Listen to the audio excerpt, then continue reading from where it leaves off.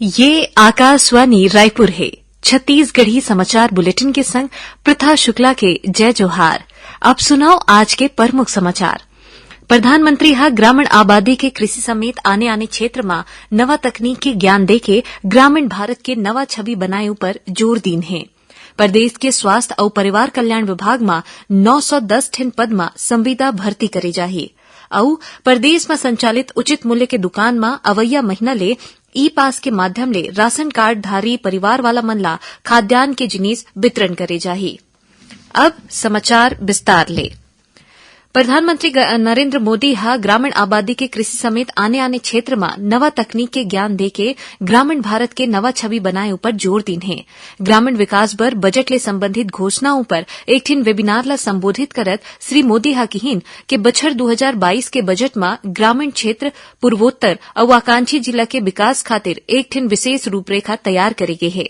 प्रधानमंत्री हा कहिन कि भूमि संबंधित दस्तावेज के डिजिटलीकरण और भूमि सीमांकन संबंधित काम टेक्नोलॉजी ले जोड़ना बेरा के मांग हवे। केंद्र सरकार हा आजादी के अमृत महोत्सव के हिस्सा के रूप में काली ले देश भर में 75 ठिन आने जगह में विज्ञान सर्वत्र पूज्यते स्मरणोत्सव आयोजित करत है। यही कड़ी में रायपुर के पंडित रविशंकर शुक्ल विश्वविद्यालय के सभागार में आयोजित विज्ञान सर्वत्र पूज्यते सबोबर विज्ञान के उत्सव कार्यक्रम में राज्यपाल अनुसुईया उइके हा शामिल हुईन और वोमन हा विज्ञान और तकनीक में आधारित पोस्टर प्रदर्शनी के शुभारंभ करेन। 28 फरवरी तक चलैया ये प्रदर्शनी में विज्ञान और तकनीक पर आधारित आने गतिविधि और प्रतियोगिता के माध्यम ले विद्यार्थी मन के संगे संग आम लोगन मन ला घलो महत्वपूर्ण जानकारी मिलही। ए मौका में राज्यपाल हा कहिन कि प्रदर्शनी ले विज्ञान के क्षेत्र में भारत के वैभव और गौरवशाली इतिहास ला जाने और समझे के अवसर मिलही। उमन हा कहिन कि कोरोना के चुनौती भरे बेरा में लोगन मन ला विज्ञान की उपयोगिता और एकर महत्व समझ में आही, जब देश के वैज्ञानिक मन हा सस्ता कीमत में मेडिकल उपकरण ला तैयार करीन है। प्रदेश के स्वास्थ्य और परिवार कल्याण विभाग में चिकित्सा अधिकारी, स्टाफ नर्स, स्वास्थ्य कार्यकर्ता, जूनियर सेक्रेटरियल असिस्टेंट और चतुर्थ श्रेणी के 910 ठिन पद में संविदा भर्ती करे जाही। ये भर्ती में राष्ट्रीय स्वास्थ्य मिशन डहार ले राज्य स्तर पर 182 चिकित्सा अधिकारी मन के पद घलो शामिल है। उन्हें 16 ठिन जिला में स्टाफ नर्स, पुरुष स्वास्थ्य कार्यकर्ता, जूनियर सेक्रेटरियल असिस्टेंट और चतुर्थ श्रेणी के कुल 728 ठिन पद में घलो जिला स्तर में भर्ती करे जाही। सुकमा जिला में सुरक्षा बल मन हा 3 झिन माओवादी मन ला गिरफ्तार करे है।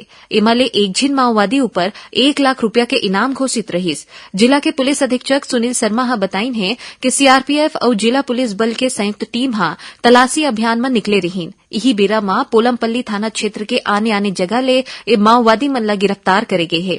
इखर ऊपर कतकोन माओवादी घटना में शामिल रहे के आरोप घलो है।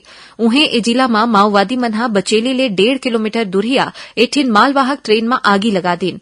बताए जाते कि ए ट्रेन हा विशाखापट्टनम कोती जात रहीस और यही बेरा बड़का संख्या में हथियारबंद माओवादी मन हा उहां पहुंच के ट्रेन के इंजन में आगी लगाए के बाद लोको पायलट और गार्ड ले वाकी टाकी घलो छीन लीन।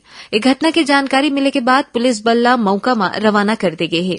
यही बीच दंतेवाड़ा जिला में 1 झिन माओवादी हा पुलिस के आत्मसमर्पण करीस।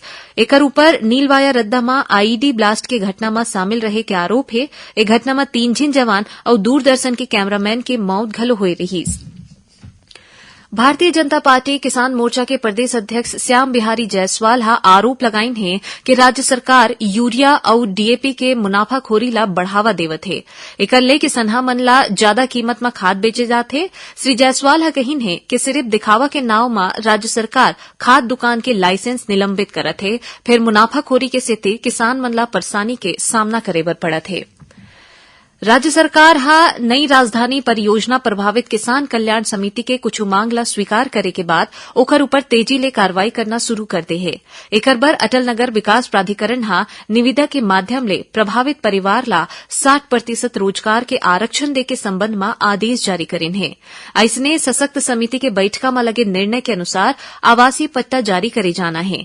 एकर प्राधिकरण डहार ले सर्वे करे जाथे। फिलहाल 4 ठिन गांव में सर्वे के काम पूरा हो चुके हैं और 7 ठिन गांव में सर्वे के काम बुता अभी जारी है। छत्तीसगढ़ी समाचार बुलेटिन आप मन आकाशवाणी रायपुर ले सुनत हव। छत्तीसगढ़ के खबर ले है आपके वास्ता और खबर के विश्वसनीयता ले है हमार वास्ता। आकाशवाणी समाचार रायपुर के प्रादेशिक समाचार बुलेटिन के संगे संग हमार समसामयिक कार्यक्रम आप रेडियो के संग अपन मोबाइल में घलो सुन सकत हव।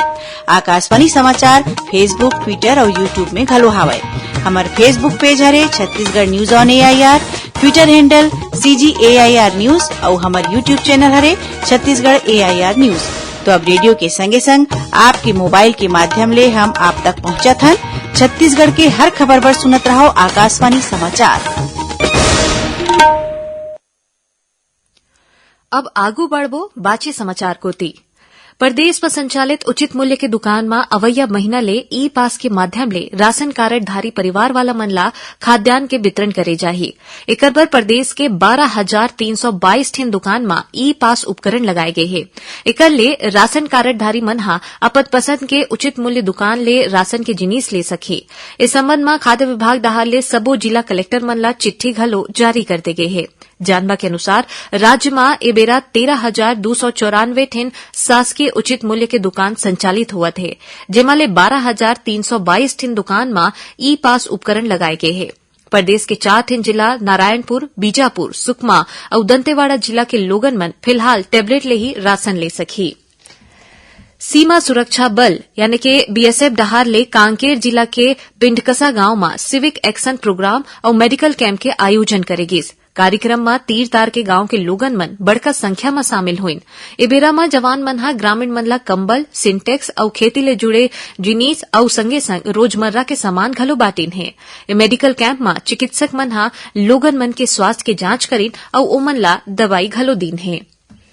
राज्य के उत्पादक मन डहार ले बनाए गए उपभोक्ता सामग्री के बिक्री बर रायपुर समेत प्रदेश के आने जिला में सी मार्ट की स्थापना करी जाही। इस संबंध में मुख्य सचिव अमिताभ जैन की अध्यक्षता में काली नवा रायपुर में उच्च अधिकार प्राप्त हाई पावर कमेटी के बैठका हुई। बैठका में मुख्य सचिव हा कहिन है कि प्रदेश में उत्पादित उपभोक्ता सामग्री ला एक ही छत के नीचे बिक्री खातिर सी मार्ट की स्थापना करे जाथे।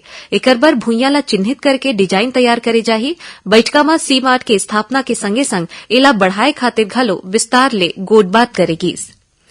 बलौदाबाजार के जिला कलेक्ट्रेट में चलत जन चौपाल के बेरा एक जिन जवान लइका डहार ले कथित रूप ले आत्महत्या करे के कोशिश के जांच के निर्देश कलेक्टर डोमन सिंह दीन है। उमनहा ये मामला में ADM राजेंद्र गुप्ता ला जांच अधिकारी बना के 7 दिन के भीतरी जांच प्रतिवेदन देबर घलो कहिन है।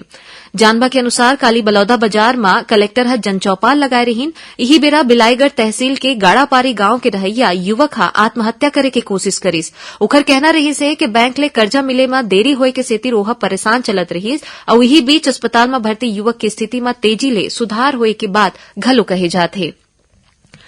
अब आखिर में थोरकुन समाचार सार मा। राष्ट्रीय साधन सह प्रावीण्य छात्रवृत्ति परीक्षा 27 फरवरी के राज्य के चयनित परीक्षा केंद्र में ऑफलाइन तरीका ले करे जाही। बिलासपुर जिला के सिविल लाइन थाना क्षेत्र में पुलिस एक जिन मनखे ला अवैध हथियार के संग गिरफ्तार करे है और बिलासपुर रेल मंडल के मलगुड़ यार्ड में सुधार के काम बुता चलत है। एकरे से तीर कोरबा यशवंतपुर एक्सप्रेस 24-27 फरवरी और 3 मार्च के दूसर लद्दा रे चलाए जाही। आखिर में प्रमुख समाचार एक घाव फेर। प्रधानमंत्री हा ग्रामीण आबादी के कृषि समेत आने क्षेत्र में नवा तकनीक के ज्ञान देके ग्रामीण भारत के नवा छवि बनाए पर जोर दीन है। प्रदेश के स्वास्थ्य और परिवार कल्याण विभाग ना 910 ठेन आने पद में संविदा भर्ती अब करे जाही। और प्रदेश में संचालित उचित मूल्य के दुकान में अवैया महीना ले ई पास के माध्यम ले राशन कार्डधारी परिवार वाला मनखे मन ला खाद्यान्न के वितरण बांटे जाही। एकरे संग छत्तीसगढ़ी समाचार बुलेटिन इहे सिरावत है। जय जोहार।